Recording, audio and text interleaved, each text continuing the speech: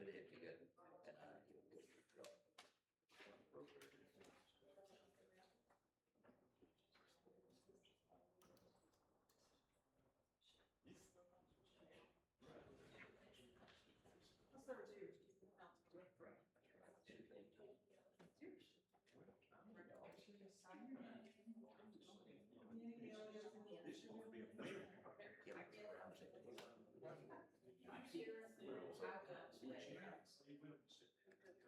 sit down.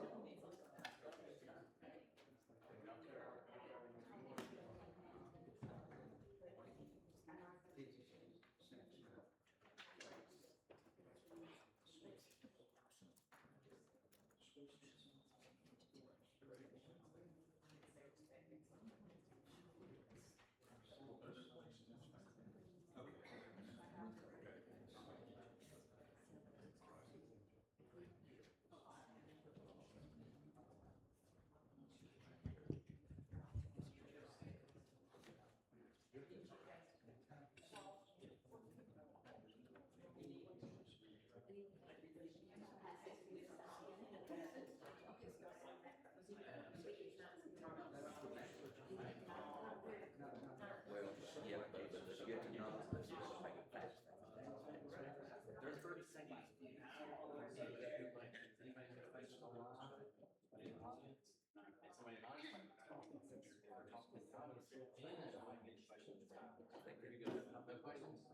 Okay, and then like 30 seconds later.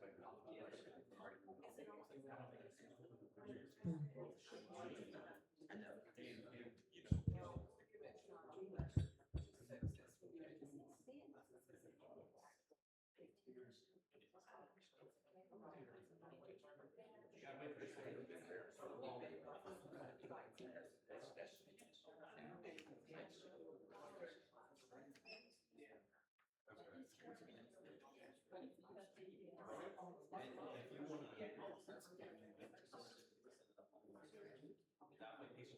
We are listening for the right.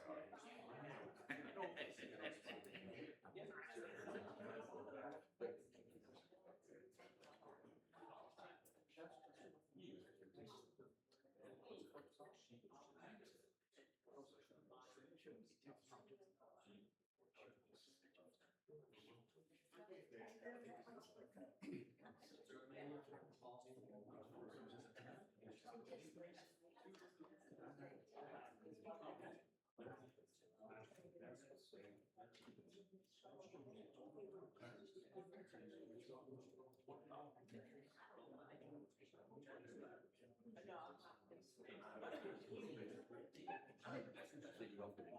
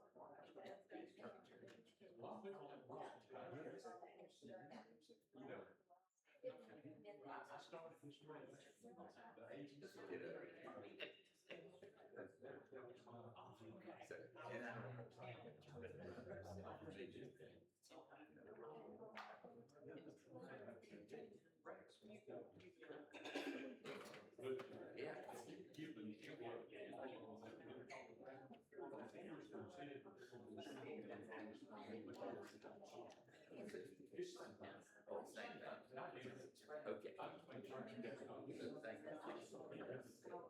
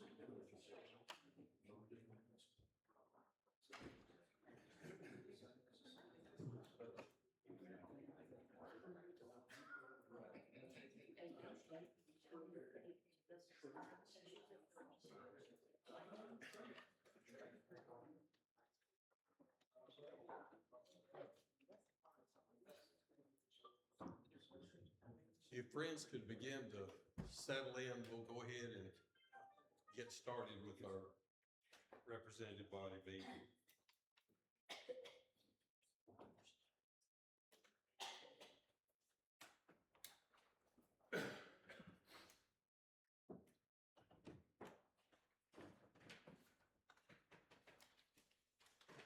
I want to welcome each one of you to this called meeting of representative body this 8th day of August 2026.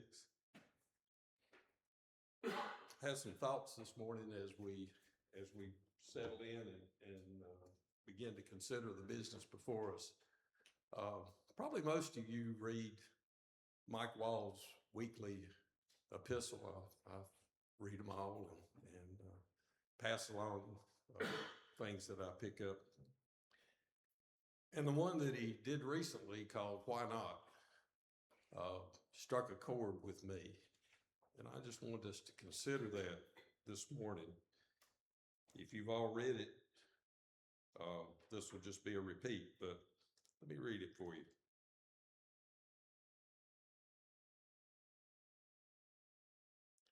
I'm sure you've all heard the legend surrounding the little town of Why Not, North Carolina. Long ago, as the town was forming, the residents had a meeting during which they were trying to decide the name to give their town.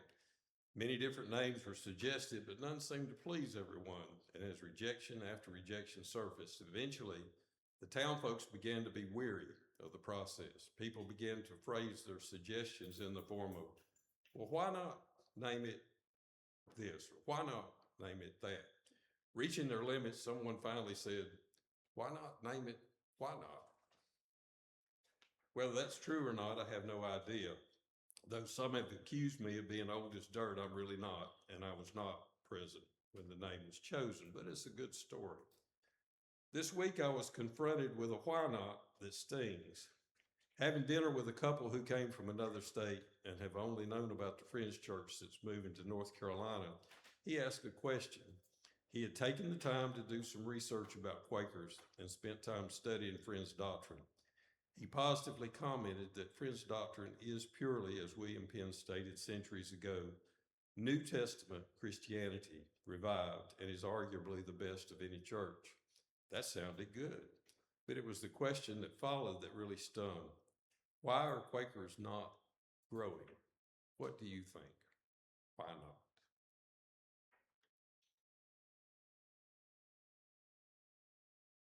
And then he cited Matthew 6:18, on this rock I will build my church, and the gates of hell shall not prevail against it, and asked us to pray about it.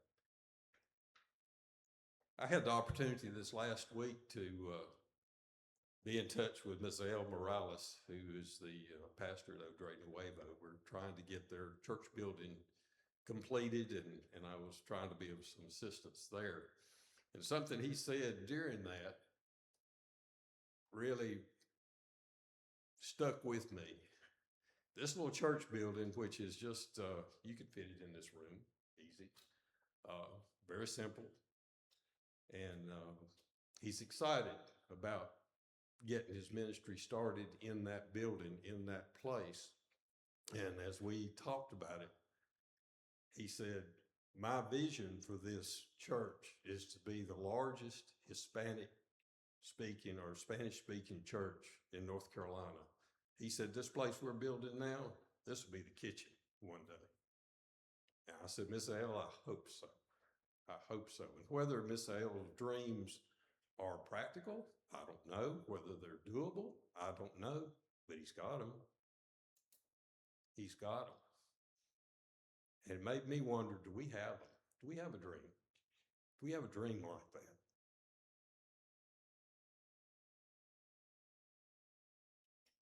Something to think about, something to pray about, something to be intentional about as we go forward. So let's settle in and have a little bit of open worship.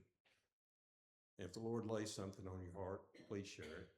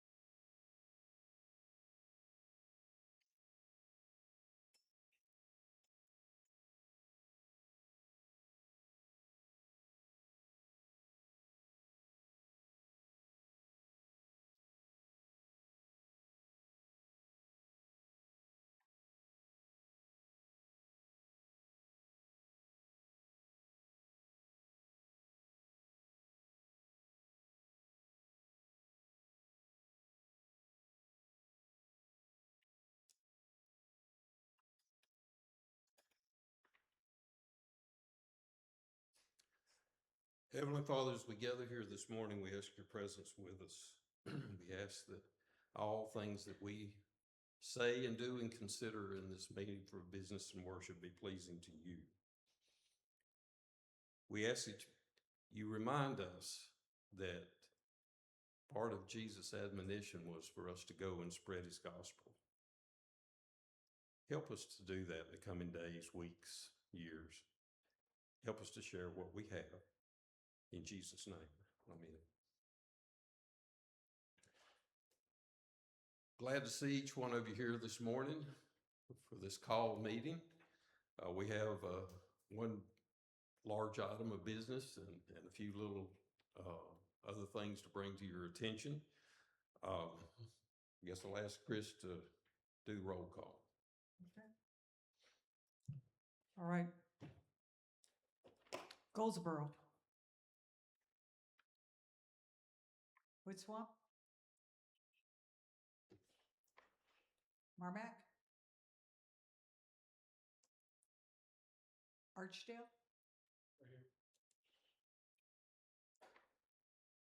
Ashboro. Back Creek. Bethel. Cedar Square.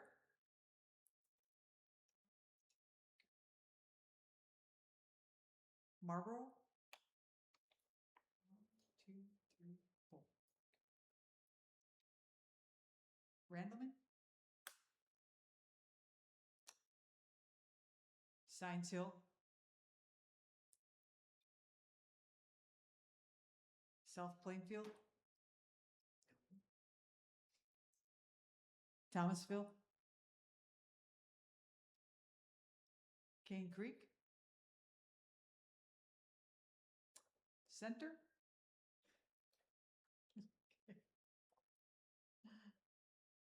Concord. Liberty. Rocky River. Two. Brandon. Baltimore. Connection is 2. Deep Creek. 1. Forbush.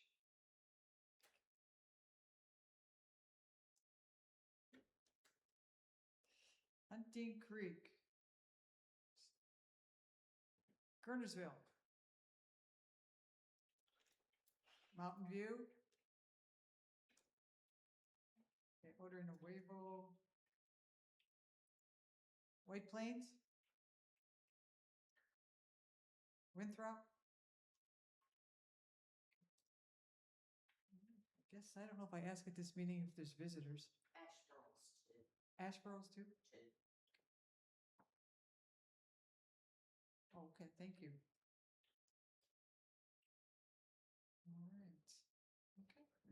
All right, okay. I did send around a sign-on sheet. Just make sure you sign that. Randleman has one online. Who? Randleman has one online. Okay, Randleman, okay.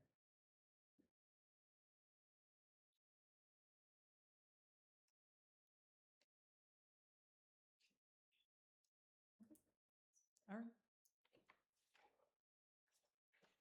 This meeting is being live streamed, so for anyone that's taking advantage of that, there is a 30-second delay for you to answer and be able to participate on live stream. So as we have questions,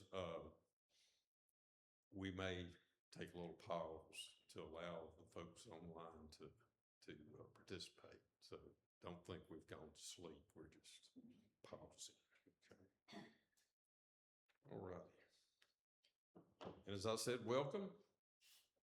Good to see each one of you here.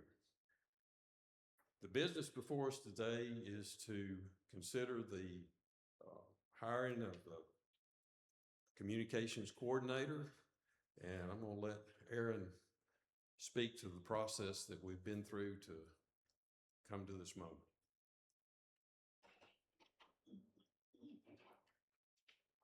Good morning. As many of you know, we posted this position and we received 8 applicants that applied for the job. One of them withdrew. So we completed 7 interviews. The committee that did the original 7 interviews were Roger, myself, and Tommy Sluter.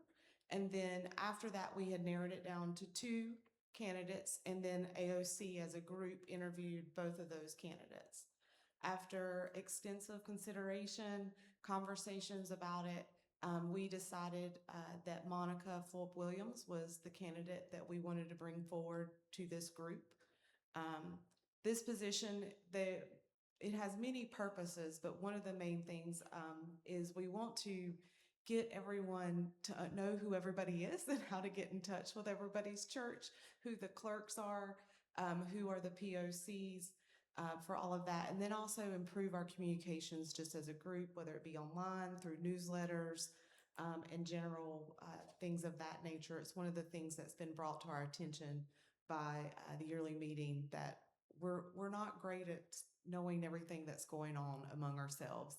And then also being able to know who's on which committee, who's the chair of what. So that's how this position came to be needed. It is only a 30-hour-a-week position. It is not full-time. And the budget was approved with this position in it.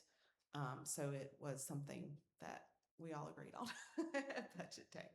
So if anyone has any questions or anything, happy to answer those.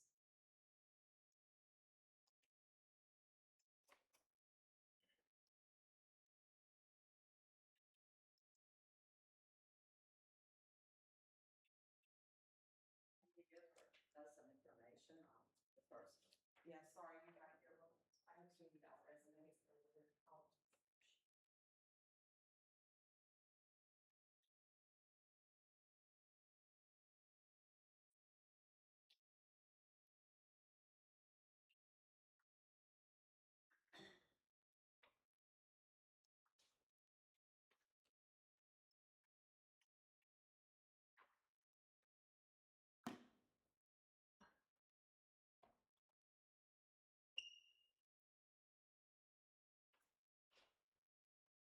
David Hobson, Rocky River.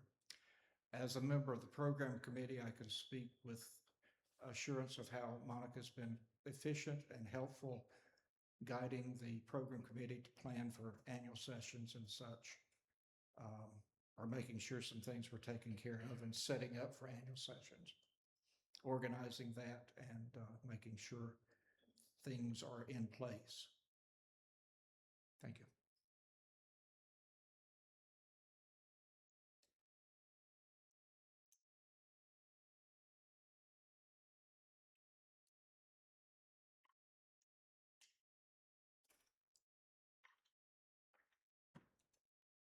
Would other friends have questions or comments?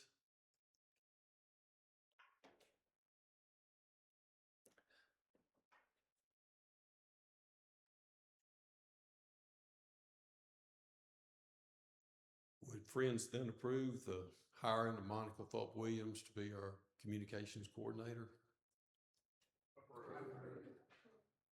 Okay, very resounding approval. Thank you very much. Thank you. I believe, where'd he go? Mike Fulp. Oh, Aaron has something additional for us.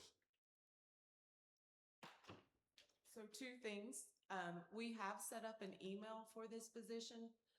It's admin, Paul, correct me if I'm wrong. It's admincomms@Friends Church North Carolina. Is that the email? NorthCarolina.org. Give me a second, I'll put it up on the Okay, he'll screen. put it up on I the can't screen. see it. And Monica is here. She just obviously wanted to allow everyone to have a moment to share whatever they want. So she is here as well. She would love to get everyone's contact information. If you know who you're at meeting, any phone numbers, emails that she could get, that would be great as well. She would love to get those. But this is an email. That's one of her biggest priorities right now is getting everything. And yes, ma'am. When does the position start? I think it's, that's a great question. I would assume it would start, so what's today, August 7th? So we want it to start in the middle, like 2-week pay period, so August 15th is what we'll go with that. I don't know if that has to be approved or not. Tommy did ask that I announce, he was sorry he couldn't, gave his regrets that he couldn't be here, but that ministry and council will meet before annual sessions because they are expecting some updates from the recording committee. So just wanted to share that. And then, yeah, Mike, if you want to share yours,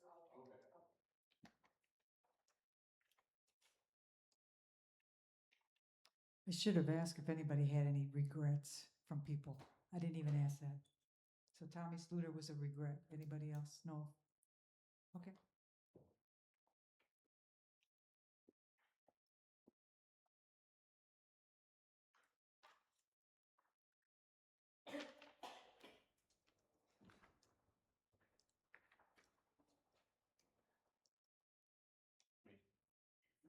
Good morning, friends.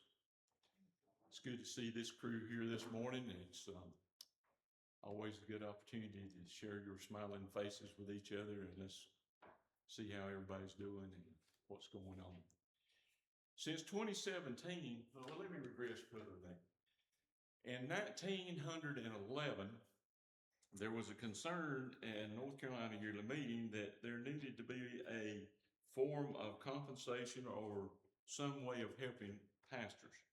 And a committee was formed of Mary Hobbs, David White, Ada Blair, and Joseph D. Cox. And that went on for many years called the Aged Ministers Program. And somewhere all through the years it grew and grew and grew until about 1968, there was a talk about starting a benefits program. That was insurance, retirement, there may have been, some life insurance at that time in with that. And I think in 1971, that came to fruition, that those benefits were put together. And so that went on to mid-90s, I think. David and I talked about it a little bit. David, mid-90s, about Share the Blessing 1 or something like that, when it came in effect. Before 1995. Yeah, 90, right before 95. And then I think in 2007, it was Share the Blessing 2, and that was a goal of $5 million to raise funds for pastor retirement. Since 2017, several of us have had conversations about, our full-time pastors. Now, we have a lot of bivocational pastors, and that's great, and I'm glad that they are able to fill those spots and meetings. And those folks, and all of them that I understand, probably has some kind of benefits program where they work. But we do have, I think, in the neighborhood of 12 meetings that are the full-time pastorate, and I don't know exactly how many of those might be providing for their pastor. I know there are those that are not, since 2017.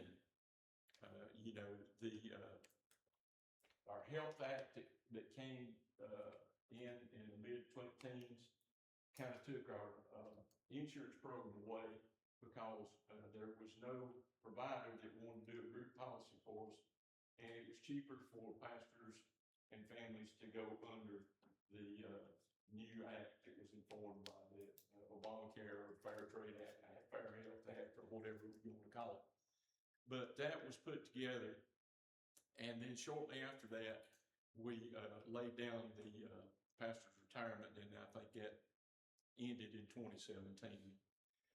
Many people have thought since that time that we need to do something to build benefits back into our pastors' program here in North Carolina Yearly Meeting. If many of you remember, there was times when there was pulpits that was not filled before, and it was all bivocational. And along the way, somewhere in the 80s or maybe early 80s, late 70s, there started being an influx of people that came into North Carolina Yearly Meeting that became full-time pastors in the program because North Carolina Yearly Meeting had insurance, they had retirement, they had life insurance. I'm not sure when the accidental policy came in effect, but that is there today too. Having said all this, there's this real concern, and I hear a lot of people saying, we want to do something about that, but who's willing to do it? Well, I think I have a group that's willing to sit down and try to put facts down for your consideration for a retirement program for our pastors in Friends Church of North Carolina. I have some packets here today I'd like for you to take back to your meeting, and I'll check those off. But if I don't get if there's not anybody here from those meetings, I'll send them something electronically. But I'd like for you to take us back and please talk about it. And somewhere in the near future, when we come together at a time like this, we can sit and consider starting a pastor's retirement program again. There is a cover letter that talks about why we need to do it, and we don't know how yet. We do know how, but we haven't got the facts down on paper. There's been a lot of talk, and we know what to do, but we just got to get it down for your consideration. So we will take this, if you will take this and talk about it and be prepared to discuss it in some form or body, just like we are in today, we can consider where we want to start back a new program or not. There is Exhibit A in there, that cover sheet, and then on the second sheet, you will find there's some numbers, and there's some suggestions that might be a minimum that a meeting and the yearly meeting could contribute to those, to the pastors. We would hope that would be a minimum. But if you took that minimum and looked at a number, down here, it gives you a number to look at. Well, then when you, for 20 years, then when you flip over and look at the graph behind that, you're gonna see a number there. There's about $1,000 difference. I want you to understand the reason that be. It makes a difference where the interest is compounded at the beginning of the month or the end of the month. And over 20 years, that'll make about $1,000 difference. Then there's another graph behind that for 30 years. And that number comes up well, more than double 20. It's about $368,000. Well, 30 years from now, somebody's saying here, $368,000 not going to be a lot, but it's a whole lot more than zero. And we've got a lot of pastors today that's not going to get a dime unless their meeting has done something for them or we do something. And if we sit here today and say, well, let's kick the can down the road, or somebody else can do that later, it's not going to happen, folks. If we don't do it, who's going to?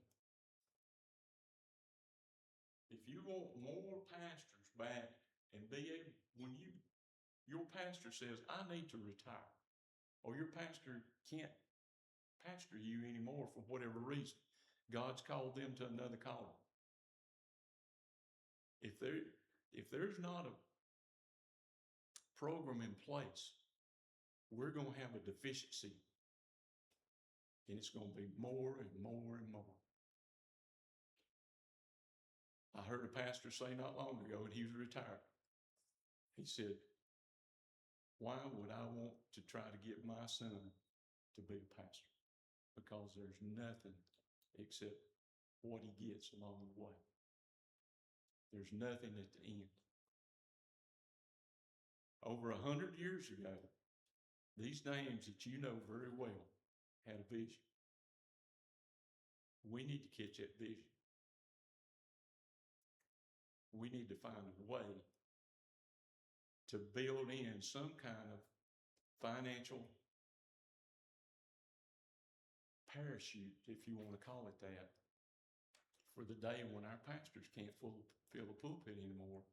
They can pay the power bills, they can pay the rent, they can have the necessities of life. I'm begging, take this back and talk to your meetings. And let's come back together at some time in the near future and discuss this. And we will have the facts for you. Question? Please stop by and see me. I'll give you a copy, and I've got packets to go to your meeting. Take them back and give them to your clerks and make them understand that it needs to be discussed. Please not do the pocket vetoes again.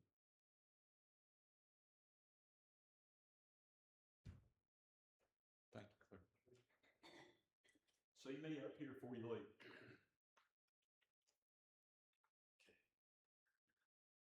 Are there other announcements or any other, anything else for us to know about this morning, David? Program committee has met back in early July, and the sheet that I handed most of you, if you didn't get one, I've got more here. Annual sessions, November 6th, 7th, 2026, Quaker Lake. That's not written on the sheet, so if you want to write it there and make it clear, this is the tentative schedule for 2026. You'll notice which quarter has some responsibilities. Western quarter for the memorial service. Yadkin quarter for the annual sessions message. And other things there, the tentative times that are listed. This is on the website, so you can find it there. If you're just desperate for a registration form, I have one, and more copies can be made. If you didn't get the tentative schedule, see me as we go out, and I'll hand you one. Clerk, please. Yes.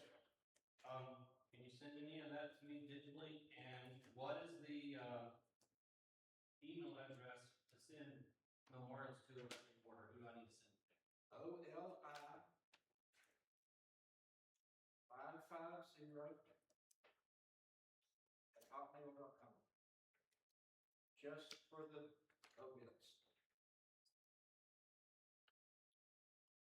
And yes, I can send that to you electronically. Thank you. Yeah.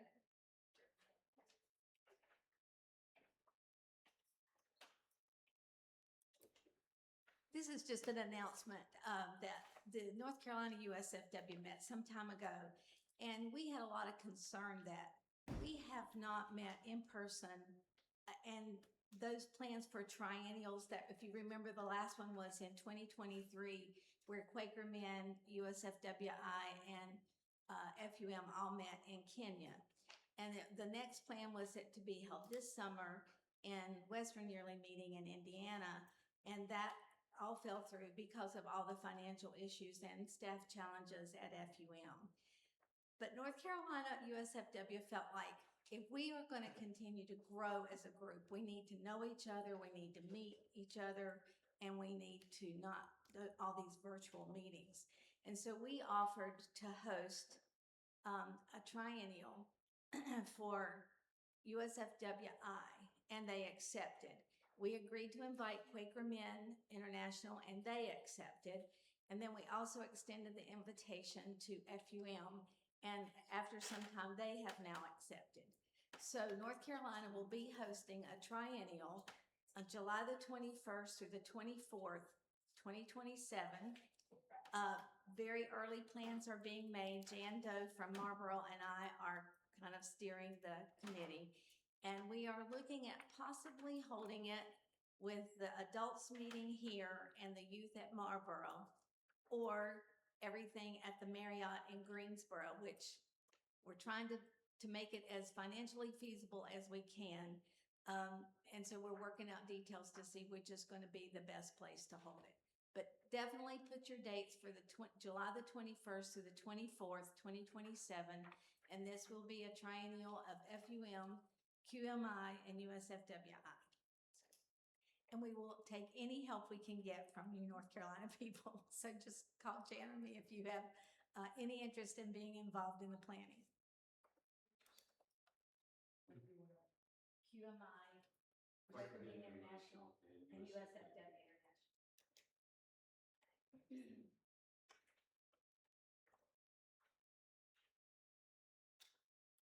Any other announcements, friends? Clerk, please.